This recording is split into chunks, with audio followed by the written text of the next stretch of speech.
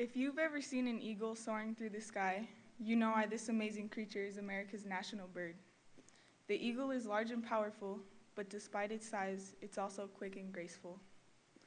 I was born in Anchorage, Alaska, where eagles fill the skies, but my young life was far from the majestic image of a soaring eagle. When I was born, my parents were alcoholics and drug users. Because of their addictions, my grandparents adopted me when I was 3 months old and moved us to Reno. I never had a relationship with my dad, but my mom would come and go from our lives as she battled her addiction. With my grandparents, I lived in a stable environment. I had a sister who was 11 years older than me, but for the most part, I was the only child, and my grandparents spoiled me. When I was in kindergarten, my grandma was diagnosed with lymphoma. The doctor said she should move to a place with better air quality, so we picked up everything we had and moved to Oregon. For the short time we were there, my mom moved back in to help out. She brought with her a man who would eventually become my stepdad. He started coming around often, and we developed a bond. To me, a dad is a person who is always there for you, from scraped knees to broken hearts. My biological father was never there, but my stepdad was, and that's why I call him Dad. After we moved to Oregon, my grandma's cancer progressed. She wanted to move back to Reno, and my grandpa eventually gave in to her last wish. We packed up everything again and began driving back to Reno. That first night, we stopped at a hotel, and that was the night my grandma passed away. This was the first time I dealt with loss, and I don't think I fully understood I wouldn't get to see my grandma again. We continued our move to Reno, and once we were settled in, life got chaotic again. I still lived with my grandpa, while my mom would come and go as she was on and off drugs. But my grandpa was in his 80s by now, so taking care of a 7-year-old girl full of energy was challenging for him. I lived with my uncle for a little while until my mom found out she was pregnant with my little sister. She promised to get clean, and I moved back in with her and my new dad. My mom wasn't perfect. Who is? I knew she loved me, but when I was young, she was more interested in herself and what she wanted to do than in taking care of me. But something changed when she found out she was pregnant again. It wasn't a switch that turned her addictions off overnight. She still struggled and even relapsed. She would leave us for days or weeks at a time, alone with our dad. But I could tell she really wanted to get clean and be the mom we needed her to be. And eventually, she did. After my sister was born, my mom and dad got a condo and our family of 4 moved in. To make things a little more complicated, my little sister was born with Down syndrome. That brought a whole new dynamic to our family. It seemed like she was constantly having surgeries or going to doctor's appointments. My sister needed lots of extra attention, but for the most part that was okay with me, especially since she was such a sweet and loving kid.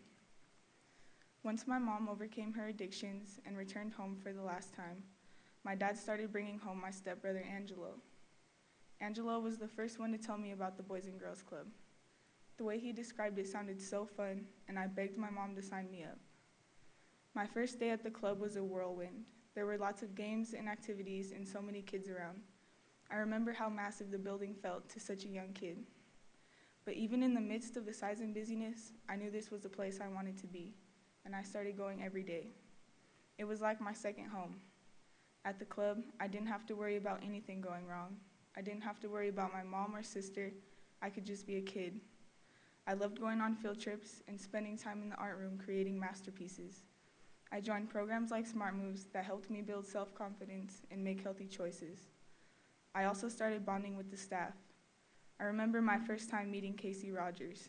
I was so surprised because we had the same name, and I had never met another girl named Kacie before. At that time, she worked in the homework room, so my motivation for going to the homework room was Kacie, because I knew if she was up there, I would get to talk to her, and maybe get some homework done too. One of my fondest club memories was going to Marge's camp every summer. At Marge's camp, we spent a week away from everything up in the mountains. We didn't even have cell service. Before Marge's camp, I had never been camping before, never kayaked, went on a hike, or swam in a mountain lake. I had so many new experiences at camp, and I looked forward to it every summer. With the Boys and Girls Club now a part of my life, my mom finally off drugs, and our family of 4 stable and doing well, things were looking up. I had a normal routine. My parents and sister were home every day so we could spend time together. That time in my life was probably the most stable and normal that I can remember. I was genuinely happy. A few years later, after I started middle school, things started to change again. One day, my mom had a doctor's appointment. Before I went to school that day, she hugged me extra tight, and I remember wondering why. My dad picked me up from school that day. It was the day of girls' basketball tryouts, and I was trying hard to make the team. He came into the gym and watched until we were finished. When we were done, I asked him why my mom hadn't come with him, and that's when he broke the news. When my mom was at the doctor, she found out she had ovarian cancer.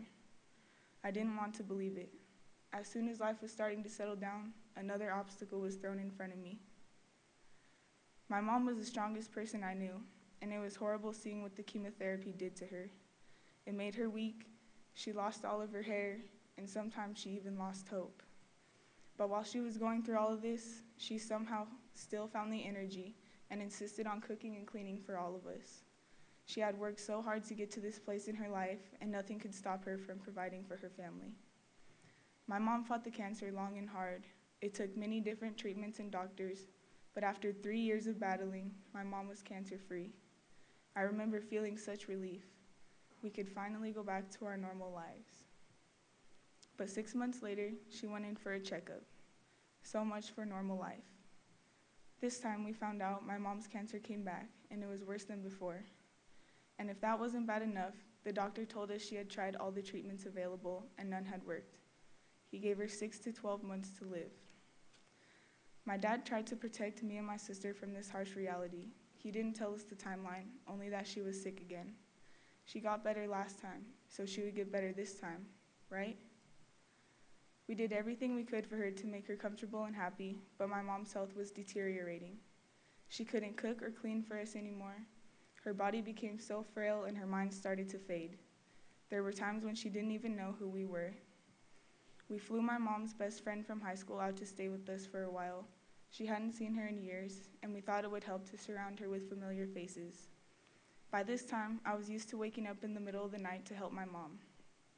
One night, I heard someone saying help, and my dad must have heard it too because we got up at the same time. But it wasn't my mom. It was her best friend. She was having a heart attack. My dad tried everything to save her, and we called 911, but the paramedics couldn't save her either, and she passed away in my dad's arms. 3 days after that, my mom passed away. I will never forget that day, July 9th, 2014. So many things changed after that day. They say you don't realize what you have until it's gone, and that was so true for me. It was the little things that hit the most. My mom wasn't there to cook or do laundry. She wasn't there to pick me up after school or cheer me on as I played basketball. My dad did the best he could to be there for us, but there will always be a special place for a mom in her daughter's heart. Through this time of upheaval, the one thing that stayed the same through everything was me going to the Boys and Girls Club.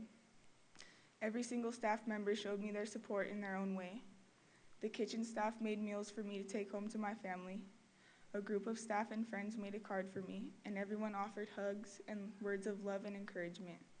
The club was the one place I could go to escape the pain and get my mind off my home life for a little while. Even at my worst, the club was a positive place, a bright spot in my darkest days. As I moved through high school, the Boys and Girls Club continued to be my refuge.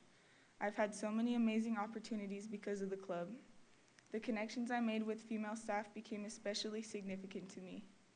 Breezy Youngkin was like a big sister to me. She was my mentor, and she was always there to support me. Tina Drudy and Tatiana Anderson Hall also helped shape me into the confident young woman I am today. At the club, I joined My Path in Money Matters, which taught me good money habits and reinforced the lessons my dad taught me at home. I joined Keystone Club and was part of many community service projects. I was even a paid leader in training for a while, where I got to work with younger kids at the club. Through the years, I've always known there's someone at the club that cares about me, and that's what keeps me coming back. Today I'm a senior at Sparks High School. I maintain a 3.5 GPA, and I'm on track to graduate with an advanced diploma. I'm on the varsity basketball team, and I also played softball. I have a part-time job to help pay for my own expenses, And because of what I learned in Money Matters, I'm on my way to saving up for a car. Next fall, I'll be the first one in my family to go to college. My plans for the future aren't set in stone, but I'd like to get a degree in either forensic science or nursing. I'm excited for what the future holds, and I know my dad and my club family will be there to support me every step of the way. It's been 2.5 years now since we lost my mom. I miss her every day, but our family is slowly healing. Napoleon Hill once said, "Celebrate your success and stand strong when adversity hits. For when the stormy clouds come in, the eagles soar while the small birds take cover." Today I like to think that I am that soaring eagle. I have experienced much loss and adversity, but that adversity has made me stronger. I have learned important lessons and found an incredible support system through it. It is why I can stand here in front of you today and share my story. And it is why I'm looking forward to the parts of my story that have not yet been written. Thank you.